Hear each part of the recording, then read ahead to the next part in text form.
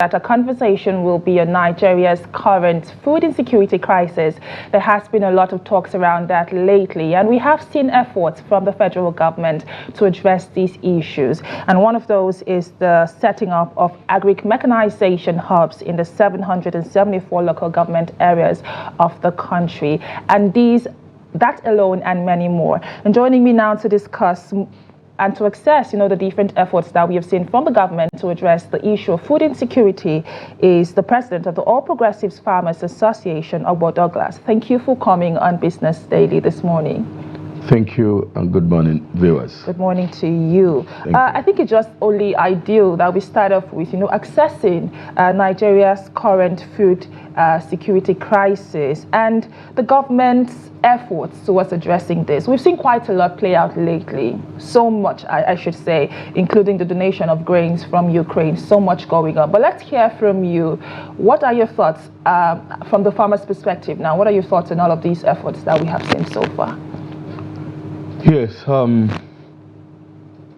if I will say, we farmers, we are very, very sorry for what actually transpires in the last decade. The issue of food insecurity now is not with this present government, but with the past government. The past government neglect what we call agriculture because the drive they employ was not the right one. And that is why we have this issue of food crisis that we are undergoing now. But if I will say it, I think the incoming government has set up a space now that will give courage and hope to Nigerians by addressing issue that's supposed to be addressed. And I can see it as a good step in the right direction.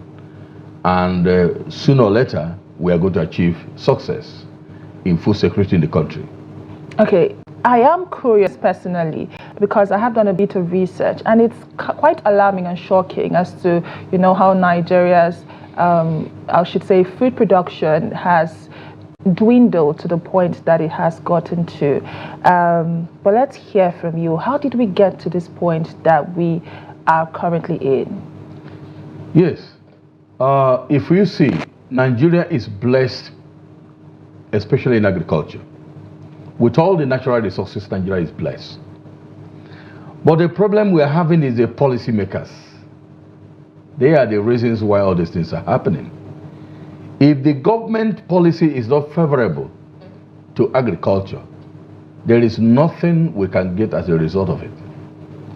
The fact that the past administration threw us into mess, why we are suffering today with this issue of food insecurity.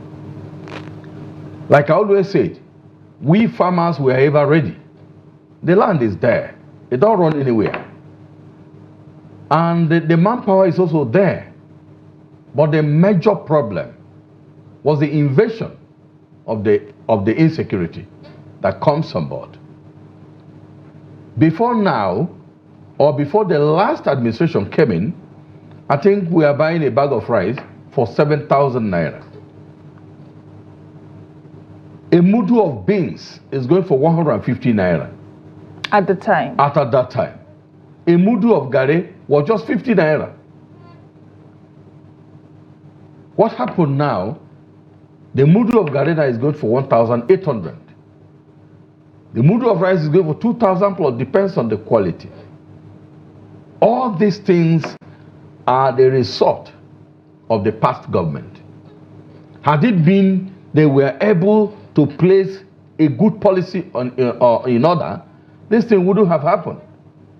It's very unfortunate. It's indeed very unfortunate. Yes. But let's talk about the efforts that have been put into place lately. And one of those is the signing of the 995 euros million deal to create agric mechanization hubs in 774 local government areas.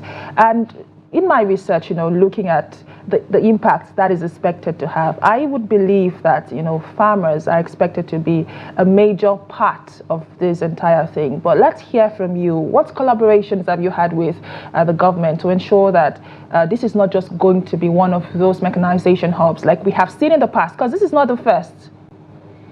Thank you. The major problem with government is how to identify the real farmers. how to identify those who have the passion to do the work. But they are being carried away by those who are able to throw the agbada around and claim that they have farms, they have this, they have that, and by the time they get there, they pay attention to them. But isn't this where the cooperatives come in?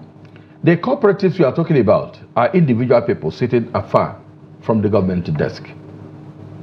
Like, for instance, last few days I was with the Minister of Agriculture, who actually explained details to me on what is going to take in all about mechanization. Some group of companies have been invited to come as a service provider, and we farmers are going to meet with them and see how we can collaborate, because farmers are the docking step of what the people that are coming with mechanized will do. If we say federal government have land or state government have land, believe me, those land are traced to farmers. Every farmer have a land in his own community. So if you are coming to ask him to get out of his land and then you are going to convert his land to Agric something, on whose supervision, on whose benefit? So farmers are the real owner of whatever program the government wants to do to succeed in agriculture. And as I'm talking to you, All Farmers Progressive Association is one of the laudable organizations that is ever ready and prepared to deliver. Well, I'm glad to know that there has been conversations around collaborations, because like you rightly stated, you were with the minister last week. That is not public knowledge yet, but I'm happy to hear that. But let's speak to, another, I should say, issue that has gathered, has become a controversial topic. And one of those is, the donation of grains from Ukraine. As it is not news that Ukraine is a war-torn country right now. And then we have Ukraine donating grains to Nigeria. Well, let's hear from you. I mean, you are a farmer. It didn't sound as good news, as music to the ears of Nigerians. But for you now, from a farmer's perspective, when you heard that, what was your reaction? In my last interview with TVC News, I was telling Nigerians, it's a direct insult on Nigeria as a country. Nigeria, known to be the giant of Africa through agriculture. Ukraine, being faced with war, is able to look back and consider Nigeria that they are in hunger and give them food. It's an insult to us. We supposed to do what Ukraine did to us, we're supposed to do to Ukraine. Do you understand? But the fact that they didn't do it palatably, but they do it to insult us. So if our leaders should know it very well, it's an insult on their faces. And we farmers, we don't take it polite, because we have land, we have manpower, we have all the other means. What we need is government collaboration. By providing equipment, by providing resources, by having access to soft loan, farmers are ready. The lands are there. If those things are on ground, like I've told them, convert this thing and hold us responsible. We are ready to do it and bring you a result that you will see with your naked eyes. It's not the rocket science, but we must make sure that we do this thing effectively and make sure we get the result on board. So why should Ukraine, even though they do it in a good spirit, but why should Ukraine, when they are even faced with war, have time to even send 250,000 metric tons of grains to Nigeria to help us? Is an insult. Okay, you talked about, providing the right policies, the right environment, basically, for farmers to thrive. And you talked about soft loans as well. And it's not news that we've had, conversations around farmers being unable to pay back loans. And even just yesterday, we saw a report from the CBN saying that farmers had failed to repay about 380 billion naira due to loans. This might be, one of the reasons why we are not seeing so much interventions from government in the area of farming, farmers being unable to pay back loans. What do you make of this? I'm sorry to say this. These are not farmers. Those who collect those loans are not farmers. With the cost of food items now, with everything in place, why should a farmer not able to pay? The last season, we gave about input on our own to our members, worth over 100 million. As I'm talking to you today, nobody owes a dime. They are paid up. All your members? All my members. We collaborate with the input provider like fertilizer, grains like maize, and other things. They give us in credit. I entered into an agreement with them. They gave us in credit. After we farmed, as I'm talking to you, we are finished paying. So who are those farmers who will get the money from government, get the grains from government, and go and plant? At the end of the day, you are saying you cannot pay back. They didn't take it to the farm. If not, imagine how many millions of naira that Buhari wasted on farmers. There is nothing to commensurate with it. Nothing to show for it. So how do you say they are farmers? Let them, one mistake government made was that if you are dealing with farmers, first and foremost, identify an organization. I was going to go there. Who is properly registered with Corporate Affairs Commission, who also have the mandate to deliver. Now, you cannot access farmers through them. They have their land coordinate, they have their land specification, everything. You were able to trace them to the farm and then hire some people there responsible. If at all you give out, let some people sign as a guarantor or as somebody who is ready to bring back the fund. They sign for it. They will surely deliver. Because we are farming in cluster. Nobody can go behind each other to go and harvest. When we farm like 100 hectares, 20 people owing up to 100 hectares. After the harvest, we share this produce. If we are selling, we sell to the off-takers, collect this money, share it among the farmers. Before money even get to farmers, we have already deducted the loan off source. So how do you imagine that farmer to run away with the money? So the farmer, the government is crying now. It's very unfortunate that they portray themselves as farmers and they're spoiling our image, spoiling our reputation. Now there's no more windows for the genuine farmers to come on board and do, because government is afraid and making sure that everybody sounds like a farmer. Now look at the mistake they are trying to make again. Shifting the workload to the state. The state are also trying to see what they can do to pacify their members, those who will vote for them to come back to the seat. So they don't even care whether these people are farmers or not. They are going to give it to their friends, their supporters. And they will go and say, this is national cake. Let us wallow in, nothing will happen. Farmers that are running helter-skelter today declare that money as national cake. And because they declare it as national cake, you can imagine, they are not ready to pay back. That's why they are running. And when this president administration come and say, retrace those loans, immediately they hear, as I'm talking to you, almost 60 to 70% of them are off the town. They are not in the country. They are flee away. Because they don't want them to be harassed. But look at some of us who did not collect a dime. We are here. From government. I applied for it. 20 billion. Through Zenith Bank. They refused to give us the fund. Why? Because we cannot dance to their tunes. Oh, well. But who is facing the hunger today is everybody. Well, from all you've said, it's obvious that Nigeria is currently facing, food crisis. Look at the inflationary pressures, especially in the area of food. Food inflation has risen. So we should be more solution-oriented in this conversation. So I'd ask you, what would you be recommending at this point? Sustainable practices that we can put in the agric sector to ensure that Nigerians can, we can feed ourselves, we can feed our population. Nigerians can feed on what we produce and produce what we eat. You see, we have cried enough. We have spoken enough.